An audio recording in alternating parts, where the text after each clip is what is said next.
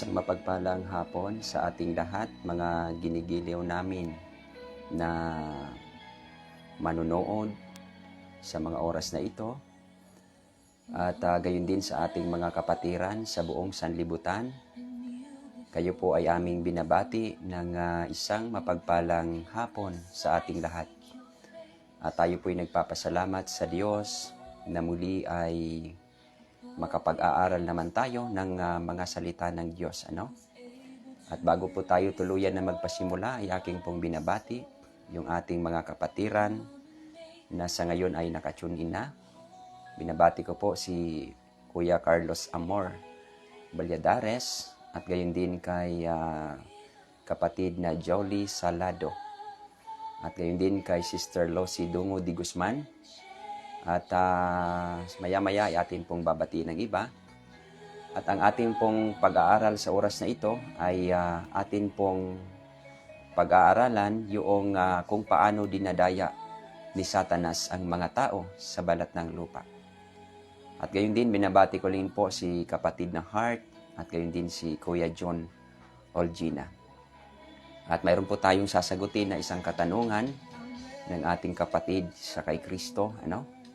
At siyempre po, gayon din si Ria MC. Magandang hapon sa inyo. Nawa ay pagpalain po tayo ng Panginoon sa ating pag-aaral sa oras na ito. Nabati ko rin po si Sister Sheila Marcelo Lokaykay. At sa yung iba mga kapatid ay atin pong babatiin mamaya. At pagkatapos nating talakayin ito, tayo po ay manalangin.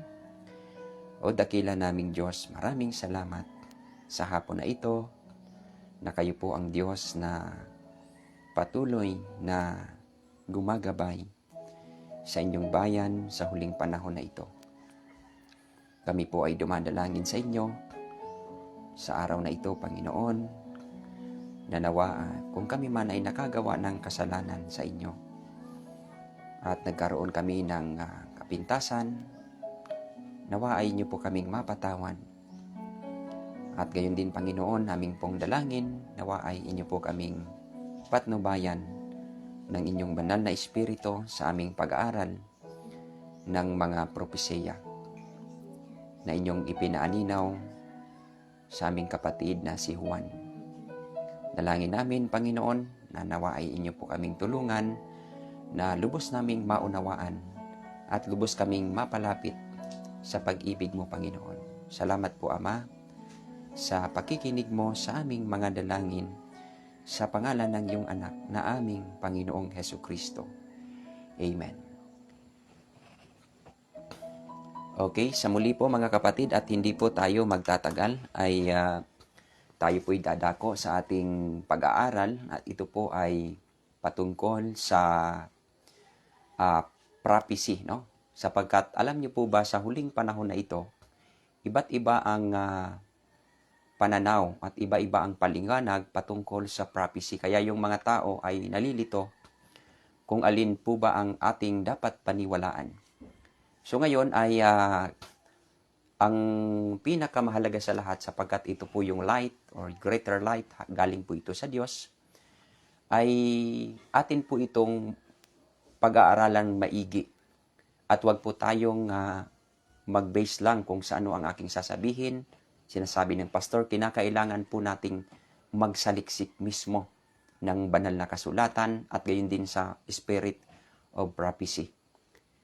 At bago natin puntahan mga kapatid, sapagkat ang sentro po ng ating pag-aaral, walang iba kundi kung paano dinadaya ni Satanas ang tao sa buong sanlibutan. At nais ko lamang pong una na sagutin yung ating kapatid na ang pangalan po ng ating kapatid ay si Sister Vanessa Calyong Lozano. Kung siya po ay nanonood, mayroon siyang katanungan na ito po ay hindi ko agad napansin. At yung kanyang tanong ay patungkol po ito sa kung ano ang pagkakaiba ng mga apostol sa mga ngaral, sa pastor at saka sa propeta.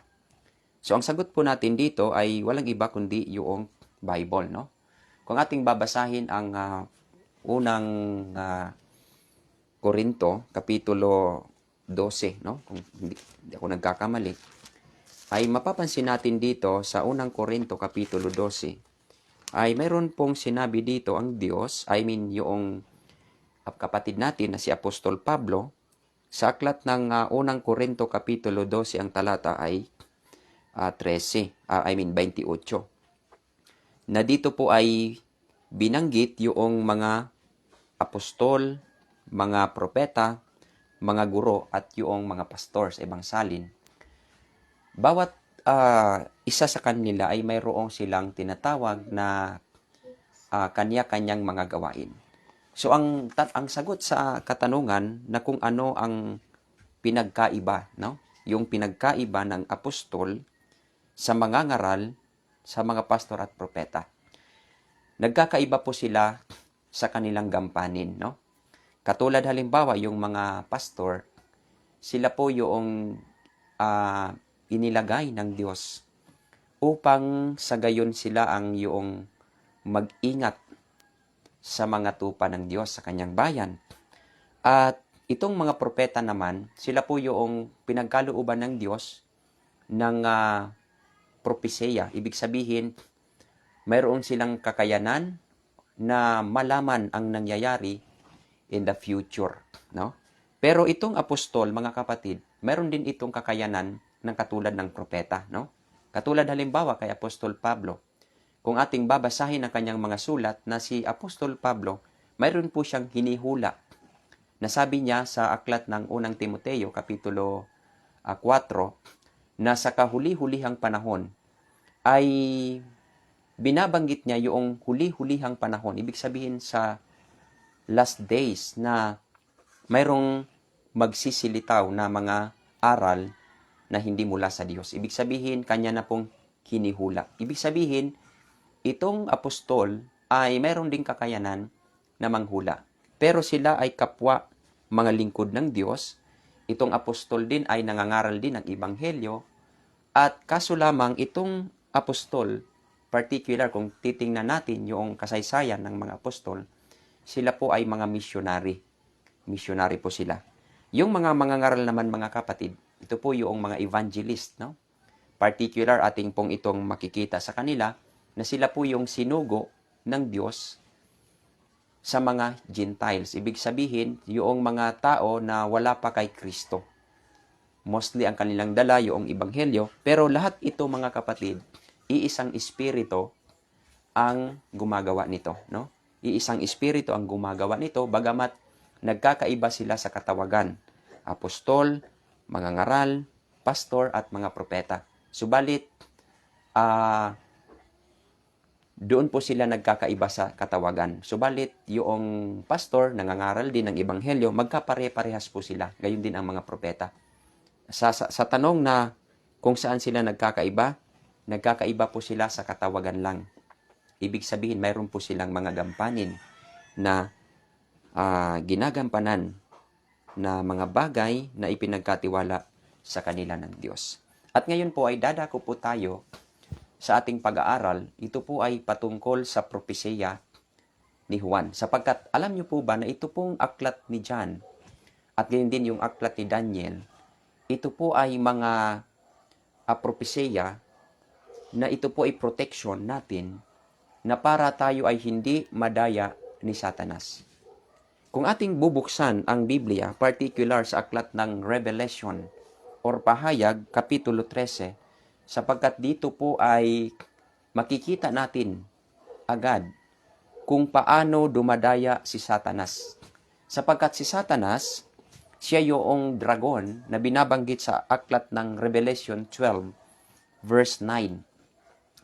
At alam natin na itong dragon, ito po yung humabol sa babae dito sa aklat ng Revelation 12.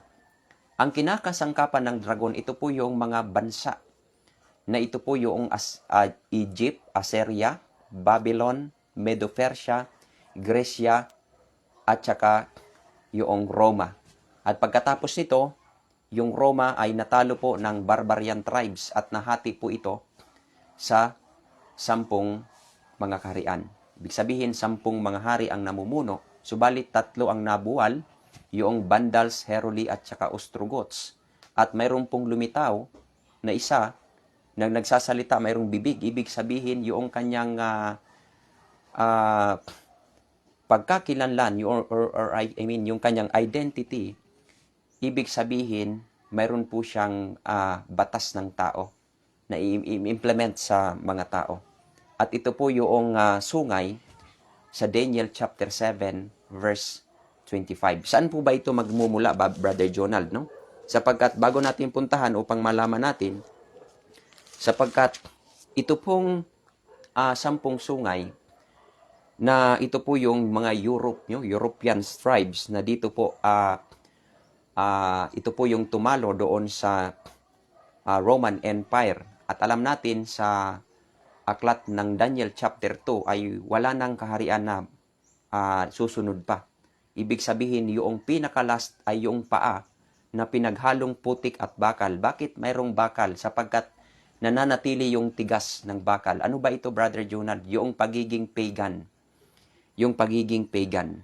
So ngayon, pansinin natin na itong sungay na nagsasalita no mayroong bibig, siya po ay lalabas sa Lombards. Sapagkat itong 10 sungay, yung kanyang dating termino, yung kanyang pangalan, ito po yung Alamani, Burgundian, Franks, Lombards, Saxon, Sivi, at Visigoths. Ito po yung 7. At yung pang-8 at saka pang-10, ito po yung Visigoths, Heruli, at saka Vandals, at saka Ostrogoths. Heruli, Vandals, at Ostrogoths. Ito po yung nawala. Saan kaya lalabas itong sungay na magsasalita ng kalapastanganan sa Diyos? Dito po siya ay lalabas sa Lombards. No? Dito po siya lalabas sa Lombards. Ito po yung modern term ngayon na Italy or Italians. Walang iba kundi yung Vatican. So ngayon mga kapatid, itong Alamani, siya po yung German ngayon na term, yung modern term ng bansa na ito. At saka yung Burgundian, siya po yung Swiss. Yung Franks, siya po yung French. Yung Lombard, siya po yung Italians. At yung Saxons, siya po yung English. At yung Civi, siya po yung Portuguese. At yung Visigoths, siya po yung Spanish. So ito po yung mga sungay na binabanggit sa Daniel chapter 7, no? Verse 25. Now, puntahan natin ang Revelation chapter 13. Sapagkat dito po sa verse 1, sabi po ng Biblia, at siya'y tumayo sa buhanginan ng dagat at nakita ko ang isang hayop na umahon sa dagat. Ito po yung unang hayop, pero siya po ay nanggaling sa dagat na may 10 sungay at 7 ulo. At ang kaniyang mga sungay ay may 10 diadema at sa kanyang mga ulo ay may pangalang kapusungan ng Diyos. Itong ulo, ito po yung kumukontrol doon sa halimaw na ito nasa tubig. Katulad halimbawa, ibig sabihin, itong halimaw na nasa tubig, yung kanyang head, walang iba kundi ito po yung 7 ulo. Katulad halimbawa sa atin, mayroon po tayong ulo ng ating iglesia, yung ating katawan. Walang iba kundi ang ating Panginoong Hesukristo. Kaya nga yung head natin, isa lang, walang iba kundi ang ating Panginoong Hesukristo. Tayo po yung parts of the body. Pero itong hayop na ito, mayroon siyang 7 ulo. Ibig sabihin, itong halimaw na sa tubig, ang kumukontrol sa kanya, walang iba kundi itong 7 ulo. 7 ulo. Ngayon mga kapatid, kung papansin na natin, sa verse 2, itong ulo ay mapapansin natin yung kanyang pagkakilanlan. Sabi po dito, at ang hayop na aking nakita ay tulad ng leopardo. Ang binabanggit dito, hayop. Pansinin natin na, hindi ulo. Kasi sa ibang mga ngaral, hindi po ito binibigyan ng linaw.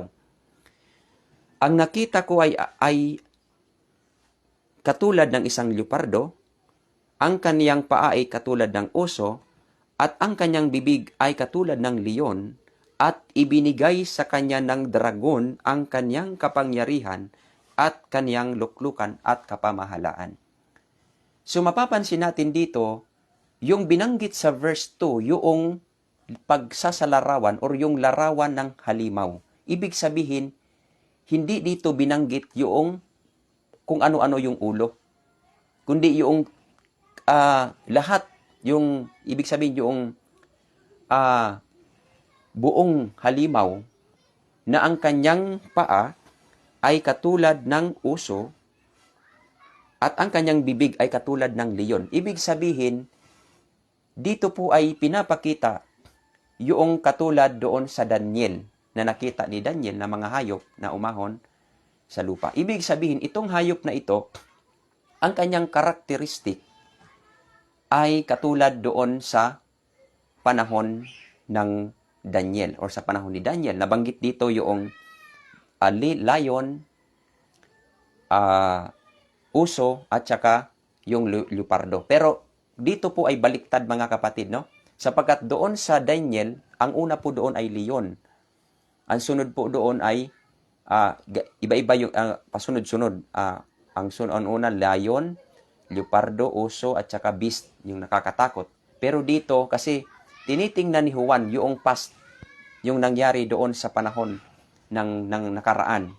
Kaya yung kanyang pagkasunod-sunod. Sapagkat sa panahon ni John, ang nagahari ay yung nakakatakot na halimaw. Ibig sabihin yung Fourth Kingdom na Roman Empire.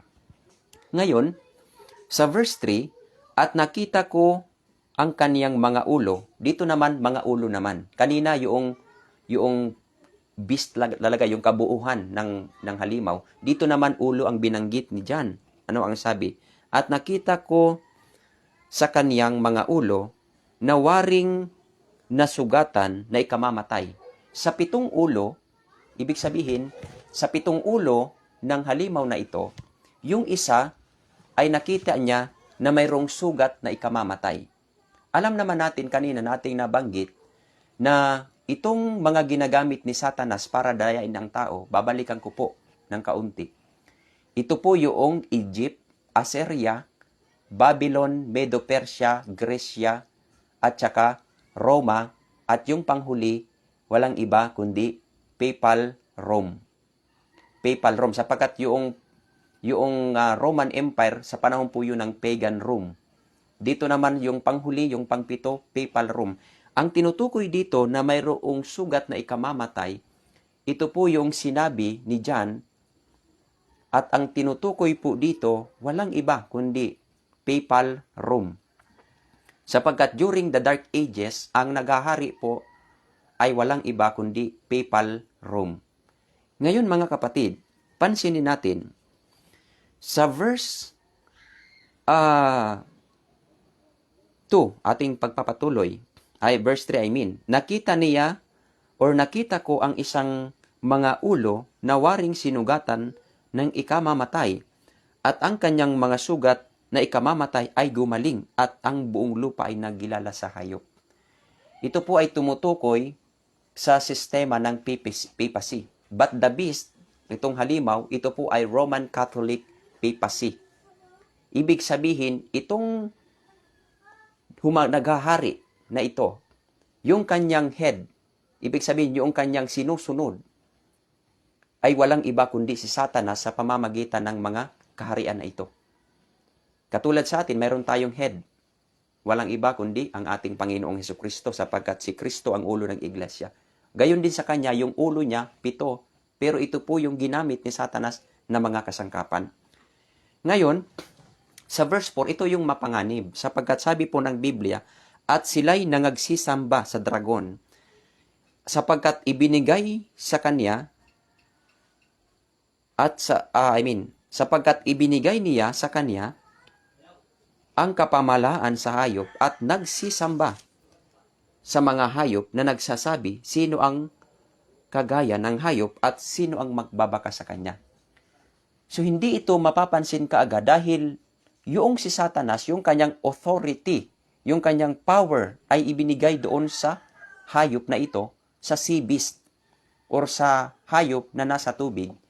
Ibig sabihin, ginagaya niya yung kung ano ang ginagawa ng Panginoong Hesukristo. Katulad halimbawa sa Luke chapter 21, na sinabi ni Kristo doon, ibinigay na sa akin ang lahat ng kapamahalaan ng Ama. Ibig sabihin, kung ano ang sinabi ng ating Panginoong Hesus, ginagaya ng dyablo. Ginagaya ng dyablo, mga kapatid.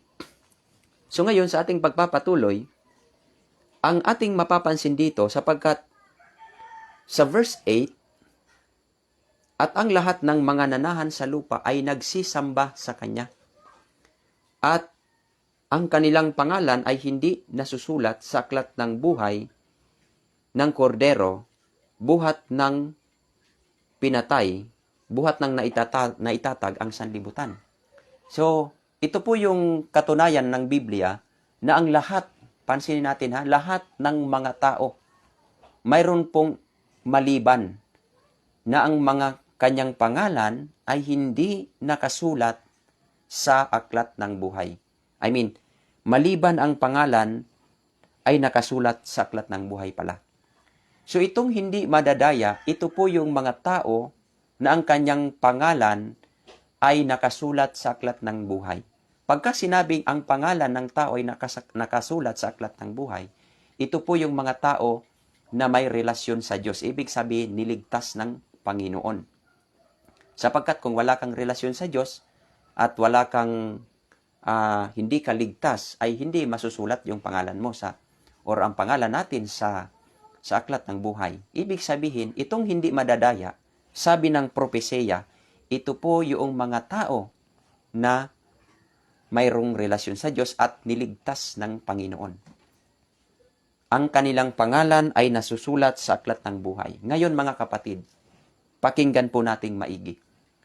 Sapagkat ito pong nangyayari sa panahong ito ay pagka hindi tayo maging mag-aral ng prophecy, medyo mapanganib po dahil sinabi ng ating Panginoong Hesukristo, kahit yung mga pinili, no? Even the very elect. Sapagkat kung papansinin natin, mayroong enforcer ang sea beast. Babalikan natin yung dragon, si Satanas, ibinigay niya ang kanyang power, kapangyarihan doon sa sea beast. Ang sea beast, walang iba kundi Roman Catholic Papacy. Yung Roman Catholic Papacy, mga kapatid, yung namumuno diyan, walang iba, yung Pope, sapagkat siya po yung head of the church ng Roman Catholic Church. Now, pansinin natin yung verse 11. Sapagkat ito po'y bigyan natin ng linaw at pansin dahil mayroon po kakaiba dito, no? Sabi po dito, at nakita ko ang ibang hayop, iba naman, na galing sa lupa. Kanina sa dagat, ito'y galing sa lupa. At may dalawang sungay na katulad ng kordero. Yung kanyang sungay, kordero. Ibig sabihin, big letter C. Ang kordero na big letter C ay tumutukoy sa ating Panginoong Hesus. Yung kanyang sungay, ibig sabihin, na katulad ng sa kordero, ibig sabihin, hindi mo malalaman na siya ay sadyap niya, siya ay huwad. Or ibig sabihin, siya ay kalaban ng Diyos dahil ang kanyang sungay ay kordero. Ibig sabihin, mayroon siyang kaamuhan, kabaitan. Pero malalaman mo siya dahil siya ay nagsasalita gaya ng dragon. Kung ano ang salita ni Satanas, ng dyablo, ay gayon din ang kanyang salita. Ibig sabihin, gayon din ang kanyang itinuturo. Ngayon, sa verse 12, at kaniyang isasagawa ang buong kapamahalaan ng hayop. Ito yung mapanganib. Kasi yung land beast, ang kanyang gagawin, yung kung ano ang ginagawa ng sea beast, yung hayop na nasa tubig, ay kanyang gagawin ito. Kanyang gagawin ito. Bakit? Ano ang sabi? Kanyang isasagawa ang buong kapamahalaan ng unang hayop sa kanyang paningin at pinasasamba niya ang tao sa lupa na nanganahan dito sa unang hayop na gumaling ang sugat na ikamamatay. Ibig sabihin, itong land beast, ang kanyang gagawin, mga kapatid, siya po ay enforcer ng sea beast. Ibig sabihin, tagapilit siya sa tao na sundin ang batas ng sea beast. Pansinin natin mga kapatid kasi tayo nakaabang palagi doon sa tanda, no? Pero mga kapatid, mayroon po akong papansinin sa inyo. Basahin po natin ang ating Biblia. Sapagkat sa verse 13, pansinin natin, at siya'y gumagawa ng mga dakilang tanda. Pansinin natin yung mga dakilang tanda. Na ano daw? Na anupat makapagbababa ng kahit apoy mula sa langit sa paningin ng tao. Ito po yung mapanganib kasi gagawa po siya ng mga himala. Sapagkat yung word na magpapababa ng apoy mula sa langit, hindi po yan literal. Kasi Diyos lang ang makakagawa niyan. Kundi ibig sabihin, they perform the miracles. Itong enforcer ng sea beast, gagawa po siya ng mga milagro. Mga milagro. Meron ba kayong napapansin ngayon? During the Dark Ages, no? During the 100 years or 100 AD, sa panahon po ng tinatawag na ito po yung sa Church of Smyrna. Sapagkat kung ating pag-aaralan itong 7 churches, yung pangalawang church, yung Smyrna, ito po ay katuparan ng Revelation chapter 6 verse 4, yung second seal. Ito po yung sa panahon ng persecution. Na kung mapapansin nyo dyan, kung babasahin nyo ang inyong mga Bible, meron po dyang kabayo na pula. Yan po ay sa panahon ng persecution at yun po ang church ay walang iba kundi Smyrna. Ang strategy ni Satanas sa panahon ng Smyrna, kanyang pinapatay yung mga lingkod ng Diyos. Isa po dito si Polycarp. Kung kayo po ay familiar kay Polycarp, si Polycarp isa po ito sa mga leader ng iglesia na pinapatay ng dyablo sa pamamagitan ng panahon ng Roma. Na itong si Polycarp, mga kapatid, sinunog po ito. Pero anong bang sabi mga kapatid ang istorya ni Polycarp? Nang si Polycarp ay pinapunta doon or pinapuntahan sa kanyang tahanan, ano ang sabi ni Polycarp? Nag-ano siya sa mga tao na sabi niya na kung kako pwede na wag nyo muna akong dalhin, hayaan nyo muna na kayo ay aking pagsilbihan. Yung mga soldier, yung mga army na sinugo kay Polycarp para dakpin siya, gumawa ng mabuting bagay si Polycarp sa mga sundalo.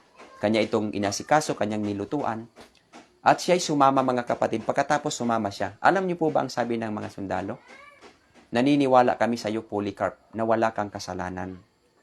At nang si Polycarp, mga kapatid, nang itatali na ito, sabi niya, wag niyo na akong itali ng mahigpit sapagkat hindi naman ako tatakas. Pero sa panahon na iyon, mga kapatid, the more na pinapatay ni Satanas ang mga lingkod ng Diyos, sa isang tao na kanyang pinapatay, 10 ang bumabangon. Ganito po katapang ang mga lingkod ng Diyos sa panahon ng Smyrna. Kaya itong panahon ng Smyrna, magagamit po natin ito during sa last days, sa panahon ng Sandilaw, or sa panahon ng implementation of sa batas ng kalaban or kumakalaban sa Diyos. So ito po yun mga kapatid, sa panahon ng Smyrna, pinapapatay ng dyablo ang mga tao na hindi susunod sa kanyang batas. Pero the more niya pinapatay ang mga Kristiyano noon, the more na tumatapang ang mga Kristiyano. Sa isang pinapatay, 10 ang bumabangon. Kaya hindi kayang lipunin ni Satanas ang sa panahon ng Smyrna. Kaya iniba niya yung kanyang style sa huling panahon. Sa panahon natin ngayon. Ano bang style ni Satanas? Hindi niya pinapatay ngayon. They perform the miraculous. Ibig sabihin, the miracles. Si Satanas gumagawa, ibig sabihin kanyang sa aming term inaamigo, kinakaibigan yung tao. Ito po yung kanyang gawa upang hindi mahalata. Iniba niya yung style niya doon sa panahon ng Smyrna, pinapatay niya pero hindi siya nagtatagumpay. Kaya ngayon iba yung kanyang style. Ibig sabihin kanya itong kinakaibigan.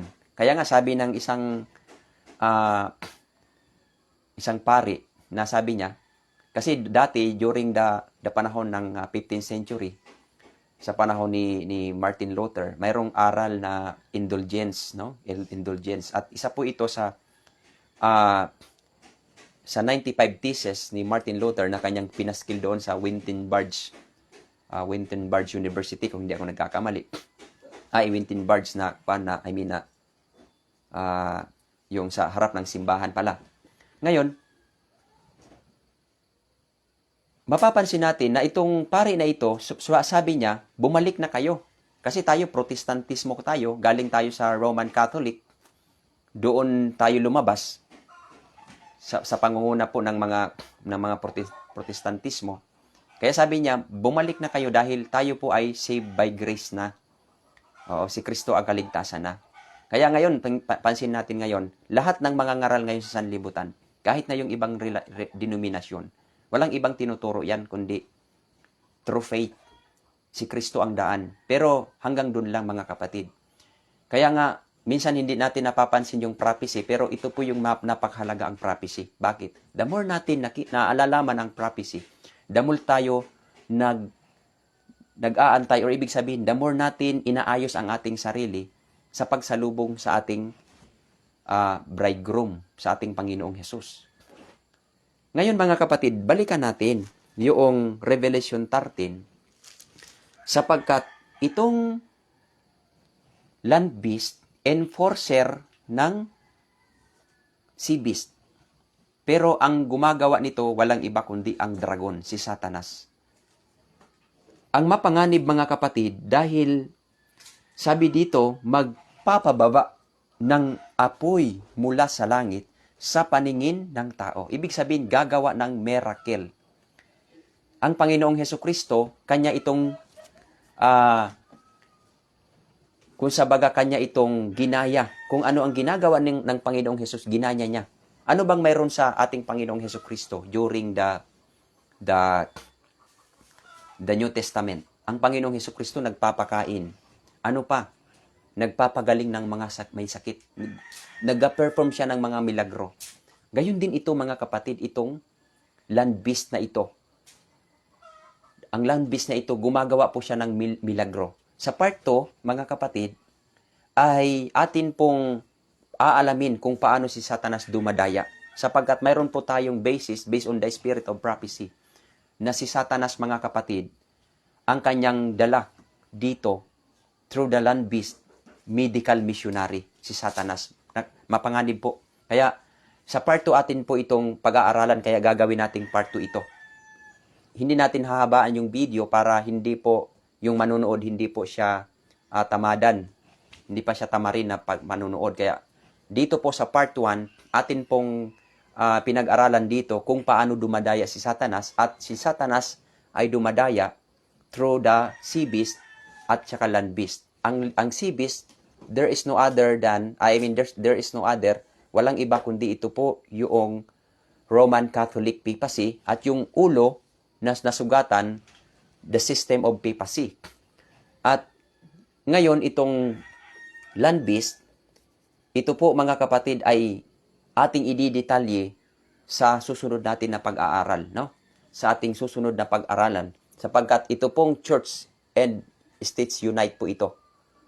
Nag-unite po mga kapatid, at ang kanilang batas, kasi yung sa verse 13 mapapansin natin, gumagawa ng mga dakilang tanda. Ibig sabihin, hindi po ito tumutukoy sa Sunday. Kasi gumagawa ng mga dakilang tanda na anupat nakapagbababa ng apoy mula sa langit. O hindi agad ito sandilo, hindi agad ito sandilo. Bagamat the authority or yung mark or tanda ng hayop, Sunday, pero itong sa 13, mayroon pong sangkap na nakalagay dito, at ito po yung batas ng kumakalaban sa Diyos. Ibig sabihin, batas ng church at saka states na pinaghalo. Meron po silang batas na against or hindi biblical or hindi turo ng Diyos na i-enforce sa tao para sa ang tao ay maniwala sa Kanya. Kaya nga, sa Bible, kung babalikan natin yung chapter 13 verse 8, maraming nadadaya.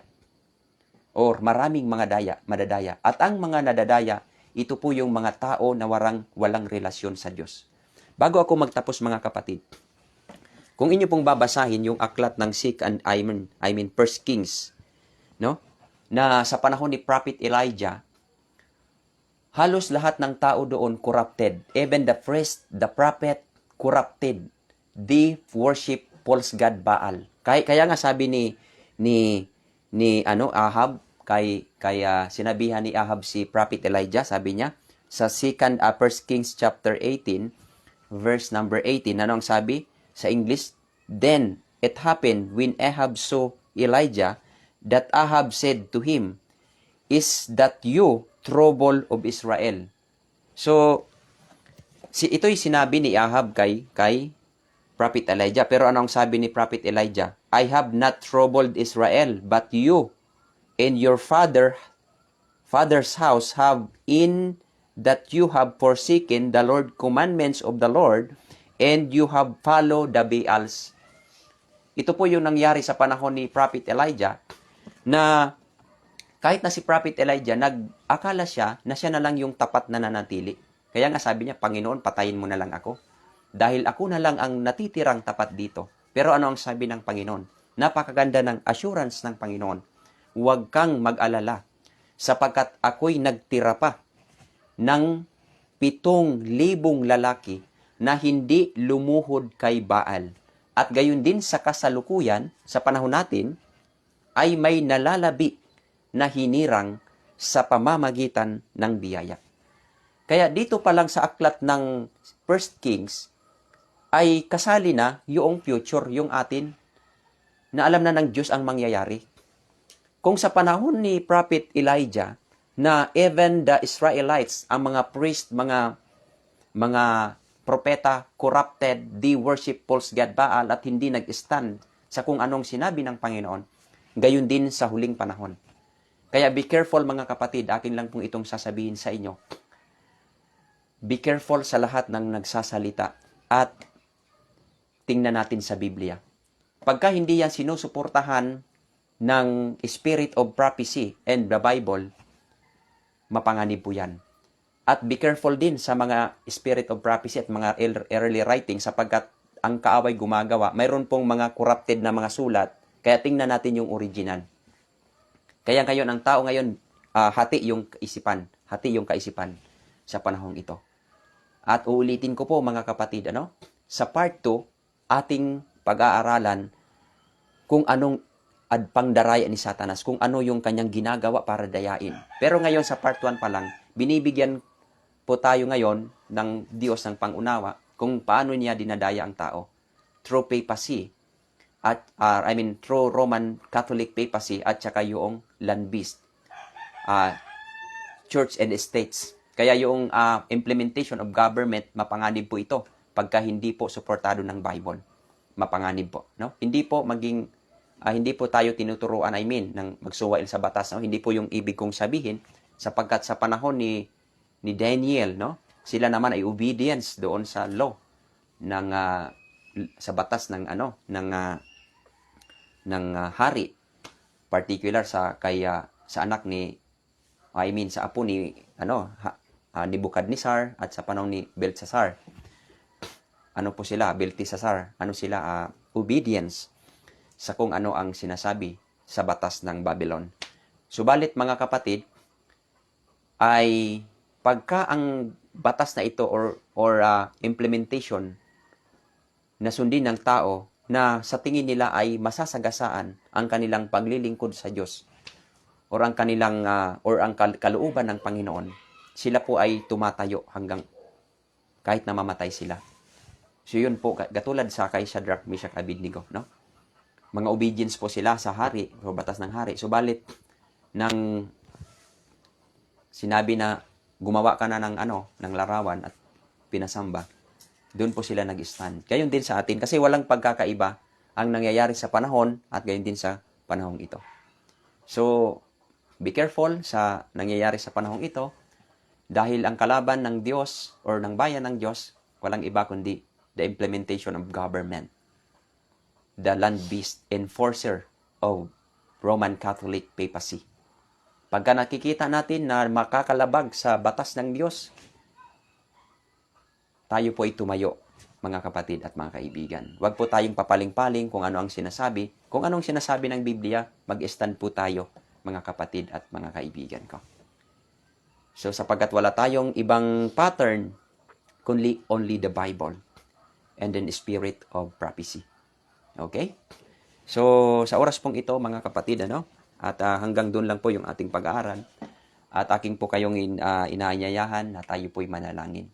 At pagkatapos nating malalangin, tayo po ay babati ng ating mga kapatiran na sa atin po ay patuloy na sumusuporta sa gawain ng Diyos at patuloy na sumasubaybay. Tayo po'y manalangin, mga kapatid. O dakila naming Diyos, salamat sa oras na ito. Salamat sa greater light na inyo pong pinapaaninaw sa inyong mga propeta at gayon din sa inyong mga lingkod sa huling panahon. Tulungan niyo po kami, Panginoon, nawa ay sa pamamagitan ng kapangyarihan ng iyong banal na Espiritu ay mag-stand kami sa aming faith sa inyo, Panginoon, at panig lamang sa katotohanan hanggang sa aming kamatayan. Tulungan niyo po, Panginoon, ang iyong mga hinirang sa panahong ito na bigyan niyo po kami ng peace of mind at ipaunliwanag sa amin ang tunay na kahulugan ng mga propesya, sapagkat sa dinami-dami na nagpapahayag at iba-iba ang interpretation ng propesya, Panginoon. Lord, sa araw na ito, kami po'y dumadalangin sa inyo na kung kami man ay nakagawa ng kasalanan, patawarin niyo po kami. Nawa, Panginoon, ay maratnan kami na gumaganap ng iyong tungkulin at may kabanalan sa araw-araw namin na pamumuhay. Salamat po ng marami sa inyo, Panginoon, at sa pakikinig mo sa aming mga dalangin. Sa pangalan ng iyong anak na aming Panginoong Hesukristo. Amen. Okay, mga kapatid at mga kaibigan ko, at tayo po'y dadako sa ating pagbati, no? Una po sa aking babatiin ay walang iba kundi si Kuya Ronald Barin. Binabati ko po kayo ng isang mapagpalang hapon or gabi man sa inyong dakong kinaroroonan. At siyempre po ay binabati ko rin po ang kapatid natin na Sulads HD Missionary. At ngayon din kay Sister Nani Padrakila Rabino. Binabati ko rin po si Tita Mela Los Bartolome, kay Tita Agnes Santos, at gayon din kay Tita Florence Bautista. Binabati ko rin po si Tita Agnes Santos, at gayon din kay Tita Nublisa Cruz. Yan. At gayon din, binabati ko rin po ang ating kapatid na si kapatid na Miriam Kitoriano Ramos. At binabati ko rin po si Sister Mary Rina, no, ng isang mapagpalang hapon sa inyo. At gayon din kay kapatid na Jolie Salado. At kay Annie Morino Verdadero. Binabati ko rin po si Sister Jevelyn Galiedo. At kay Sister Miriam Islaton. At gayon din kay Sister Mercurio, no? Islaton.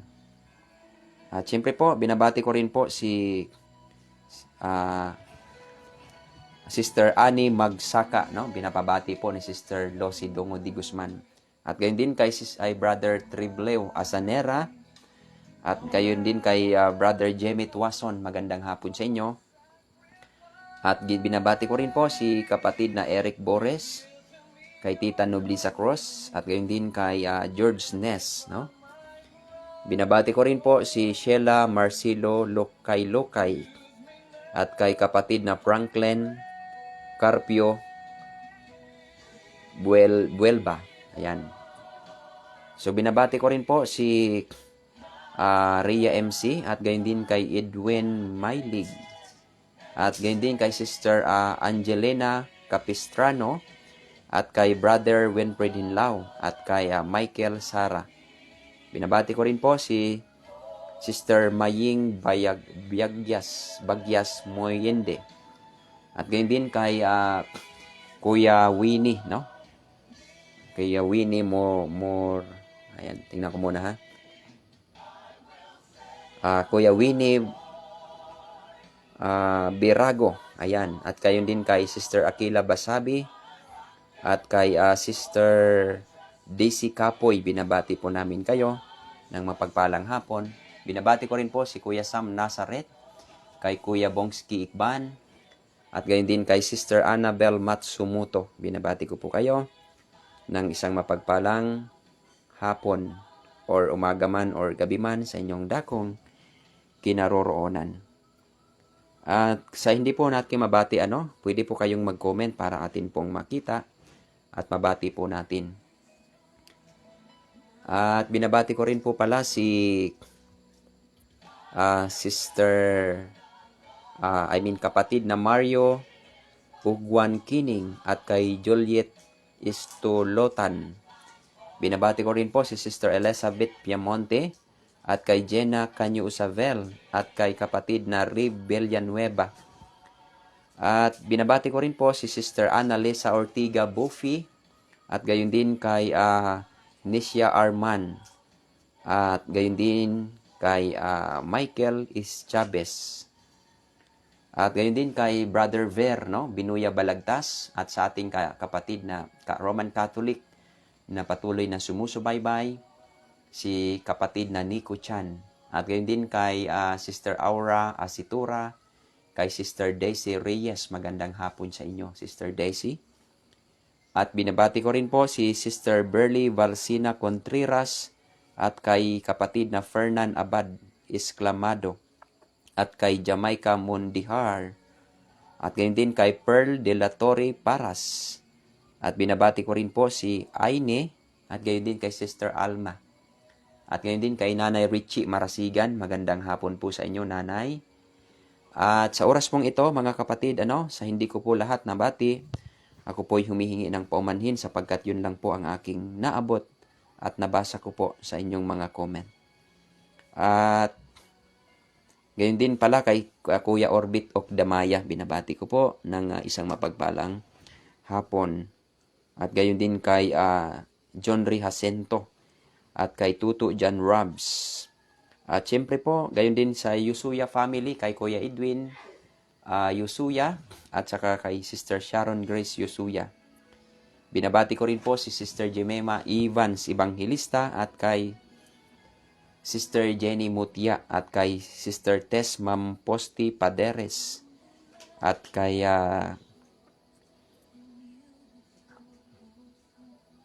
Nanay Richie Marasigan. At gayon din kay Charlene Paloren Santiago at kay Sister Joy Grifalda at kay Sister Nanit Tumagan. Binabati ko rin po si Sister Evangeline, Binuya. Ayan. At kay Sister Marcia Manguba Manangayuba Argeles at gayon din kay Sister Nadeline Lumbayon at kay Kuya Bongski Ikban. Binabati ko rin po si Sister Buena P. Garcia at kay Sister Melba Lucis Bangoy. At binabati ko rin po si Tita Jelly Cordero at kay Kuya Lito Cordero at kay Sister Jeveline Sadyasa Galiedo. At yun po mga kapatid. At gayon din kay Ron Jacob Claymacosa. At sa ating pag-aaral sa oras na ito, mga kapatid, atin pong idalangin na sa araw ng bukas naman ay bigyan po tayo ng magandang panahon nang sa gayon ay atin maipagpatuloy ang ating pangangaral ng salita ng Diyos sa publiko. So sa susunod na Miyerkules, atin naman pong ipagpapatuloy yung part 2 ng ating pag-aaral ng prophecy at atin pong i-expose doon kung paano si Satanas gumagawa sa panahong ito, upang tayo ay wag madaya ng kaaway sa huling panahon na ito. Okay, sa muli po mga kapatid, ito po ang inyong lingkod, Brother Jonald Arizobal, na sa inyo po ay bumabati ng isang mapagpalang hapon or umaga man, gabi man sa inyong dakong kinaroroonan. At purihin ang Diyos, sa Kanya lamang ang karangalan, kapangyarihan, kadakilaan, magpakailan paman. Amen. God bless po sa ating lahat mga kapatid.